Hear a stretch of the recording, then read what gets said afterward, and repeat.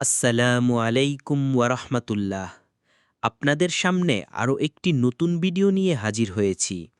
যারা গত পর্ব দেখেননি এখনই গত পর্ব দেখে আসুন। ইউসুফ আলাইহিসাল্লামের কাহিনী পর্ব ১২। দৃষ্টির ফিরে আসা, হৃদয়ের মিলন। আগের পর্বে আমরা শুনেছিলাম ইউসুফ আলাইহিসাল্লাম নিজেকে পরিচয় দিলেন।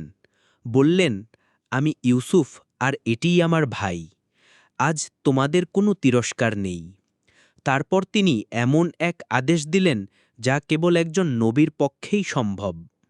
তোমরা আমার এই জামাটি নিয়ে যাও এবং আমার পিতার মুখমণ্ডলে তা রাখো, তাহলে তিনি আবার দৃষ্টিশক্তি ফিরে পাবেন।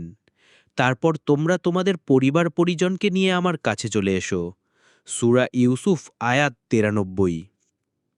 ইতিমধ্যে ফিলিস্তিনে ইয়াকুব আলাইহিসসালাম বসে আছেন। বছরের পর বছর ধরে নিখোঁজ ছেলেকে মনে করে তিনি এখনও চোখের পানিতে অন্ধ।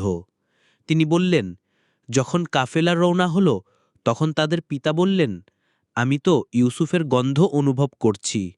যদি তোমরা আমাকে অজ্ঞ না বলো। আয়াত ৯৪।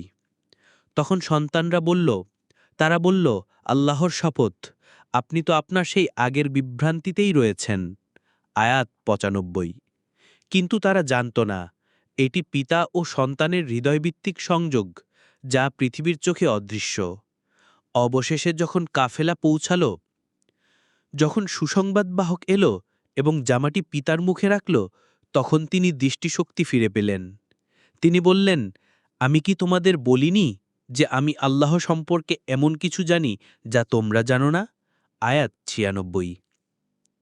তখন ভাইয়েরা নিজেদের ভুল স্বীকার করল। বলল, হে আমাদের পিতা, আমাদের পাপের জন্য আপনার কাছে ক্ষমা প্রার্থনা করুন। আমরা অবশ্যই পাপী ছিলাম। আয়াত ৯৭। তিনি বললেন, আমি অবশ্যই শীঘ্রই তোমাদের জন্য আমার প্রতিপালকের কাছে ক্ষমা চাইব। নিশ্চয়ই তিনি পরম ক্ষমাশীল, পরম দয়ালু। আয়াত ৯৮। আজকের শিক্ষা: সত্যিকারের ক্ষমা শুধু মুখে নয়, হৃদয়ের গভীর থেকে আসে। আল্লাহর অলৌকিক ব্যবস্থা আমাদের বিশ্বাসের অনেক ঊর্ধ্বে। যেমন ইয়াকুব আলাইহিসসাল্লামের অন্ধ চোখে ইউসুফের গন্ধ পাওয়া। পরিবার ভাঙ্গে পাপের দ্বারা, জোড়া লাগে ক্ষমা দ্বারা। পরবর্তী পর্বে পরিবারের মিশরে আগমন, পুনর্মিলন এবং ইউসুফ আলাইহিসসাল্লামের স্বপ্নের বাস্তবায়ন।